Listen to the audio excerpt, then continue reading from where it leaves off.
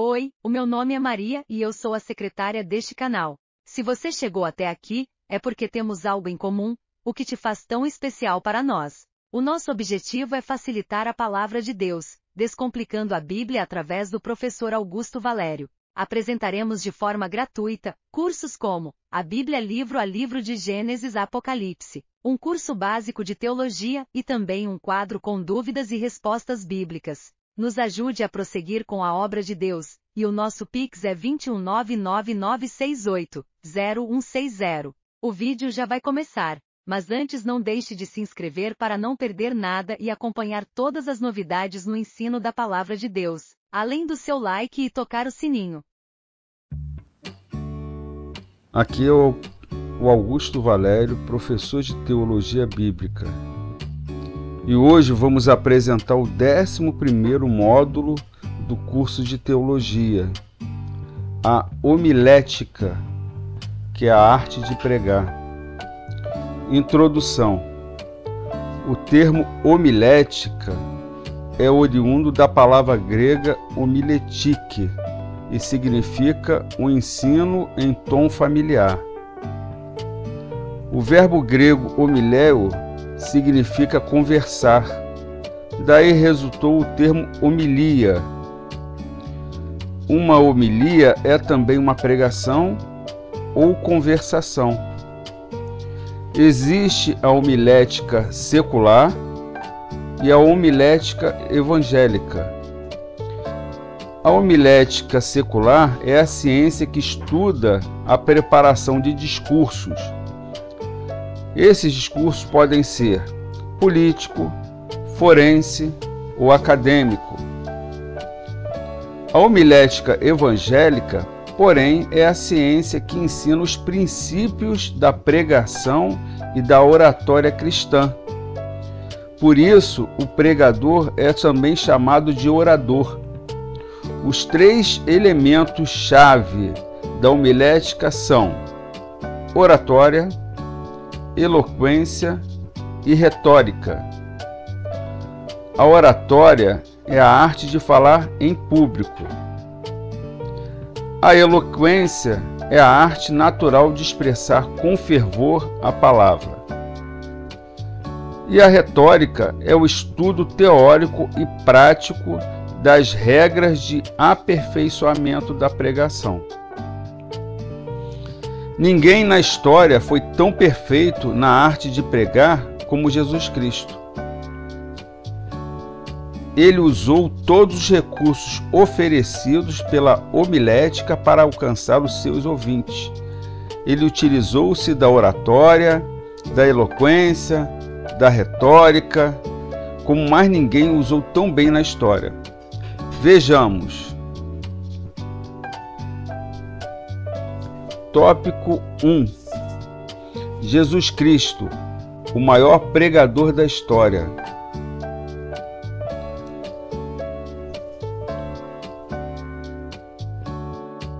Jesus foi o maior pregador itinerante que o mundo já conheceu.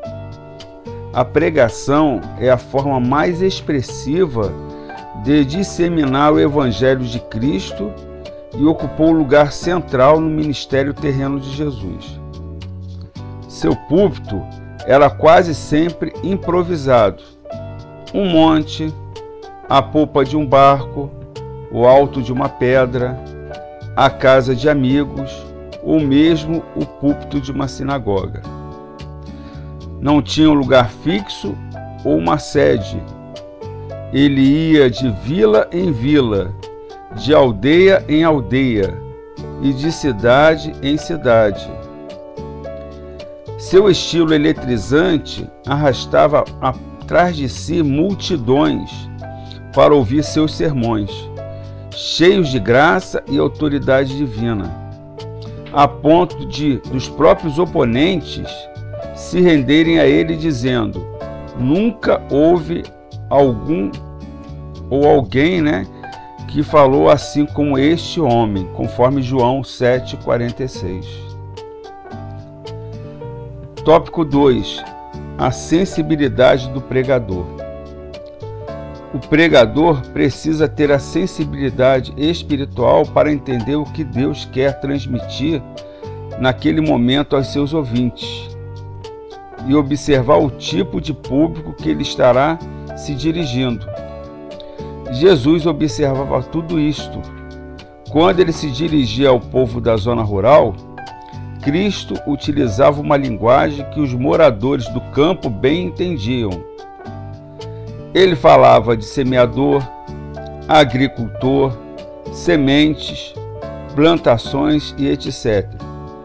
Já quando Jesus se dirigia ao público da zona urbana, ele falava de festividades sociais, negociação de talentos, de juros, de empréstimos, administração de negócios e etc. Tópico 3.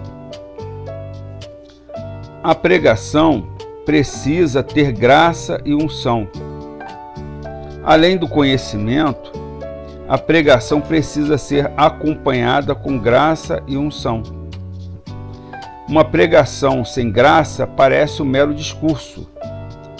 Conforme Lucas 4, versículo 22, a Bíblia menciona a graça na pregação de Jesus, e todos lhe davam testemunho e se maravilhavam das palavras de graça que saíam da sua boca. Paulo também deixava de lado seu conhecimento filosófico e pregava com unção, dizendo: a minha palavra e a minha pregação não consistiram em palavras persuasivas de sabedoria humana, mas em demonstração do Espírito e de poder, para que a vossa fé não se apoiasse em sabedoria dos homens, mas no poder de Deus, conforme 1 Coríntios 2, versículos 4 a 5. Tópico 4. O pregador precisa ser autêntico em sua pregação. O pregador precisa ter equilíbrio, humildade, autenticidade e otimismo. Equilíbrio para dominar suas emoções, promovendo uma harmonia entre razão e emoção. A humildade para não se ensoberbecer com os elogios que recebe, nem se empolgar com seu brilhantismo em algumas apresentações. A autenticidade para ser sincero, íntegro e autêntico em sua mensagem. Otimismo para produzir confiança nas pessoas através da mensagem de Deus.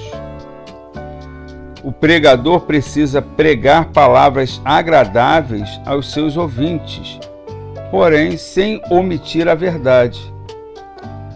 Salomão revela isso dizendo: procurou o pregador achar palavras agradáveis, e o escrito é a retidão, palavras de verdade. As palavras dos sábios são como aguilhões e como pregos bem fixados pelos mestres das congregações, que nos foram dadas pelo único pastor, conforme Eclesiastes 12, versículos 10 e 11. O pregador não precisa inventar nada. Ele deve pregar a palavra pura, sem mistura. O profeta Jeremias deixou isso bem claro, dizendo: o profeta que teve um sonho, que conte o sonho, e aquele em que está a minha palavra, que fale a minha palavra com verdade. Que tem a palha com o trigo, diz o Senhor, conforme Jeremias 23, versículo 28. Tópico 5. Cristo deve ser o principal conteúdo da nossa pregação. O pregador precisa exaltar Cristo na sua pregação. No Salmo 45, versículos 1 e 2, o salmista revela esta verdade, dizendo: o meu coração ferve com palavras boas, falo do que tenho feito no tocante ao rei. A minha língua é a pena de um destro escritor. Tu és mais formoso do que os filhos dos homens. A graça se derramou em teus lábios. Por isso, Deus te abençoou para sempre. Para um pregador ser bem-sucedido, ele não precisa abusar da intelectualidade humana e nem pregar a mensagem de Deus por conveniência do auditório. O pregador precisa deixar o Espírito Santo fluir na sua pregação e priorizar Cristo em sua mensagem. É exatamente isso que Paulo quis nos ensinar, dizendo: E eu, irmãos, quando fui ter convosco, anunciando-vos o testemunho de Deus, não fui com sublimidade de palavras ou de sabedoria, porque nada me propus saber entre vós, senão a Jesus Cristo e este crucificado. E eu estive convosco em fraqueza, e em temor, e em grande tremor. A minha palavra e a minha pregação não consistiram em palavras persuasivas de sabedoria humana, mas em demonstração do Espírito e de poder, para que a vossa fé não se apoiasse em sabedoria dos homens, mas no poder de Deus. Esse é o tipo de pregação que Deus se agrada, conforme 1 Coríntios 2, versículos de 1 a 5. Jesus Cristo era o conteúdo principal da pregação de Pedro e dos demais apóstolos. Além do sermão pentecostal e cristológico que Pedro pregou no dia de Pentecostes, ele já introduziu o seu sermão na casa de Cornélio, exaltando a Cristo, dizendo: a palavra que ele enviou aos filhos de Israel, anunciando a paz por Jesus Cristo. Este é o Senhor de todos. Tópico 6. Os tipos de sermões. Existem 4 principais tipos de sermões. 1. Sermão temático. 2. Sermão textual. 3. Sermão expositivo. E 4. Sermão biográfico. Vejamos. 1. Sermão temático. O sermão temático é aquele que o pregador apresenta a mensagem a partir de um tema específico e desenvolve todo o sermão em torno daquele tema escolhido. Exemplo: você pode escolher como tema o amor e pregar todo o sermão falando do amor. 2. Sermão textual.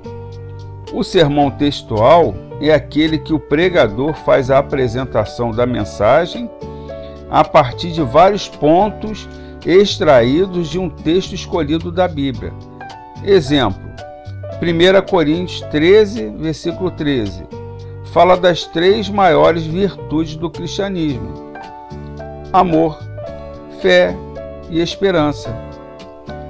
Você pode falar desses 3 pontos do texto. 3. Sermão expositivo.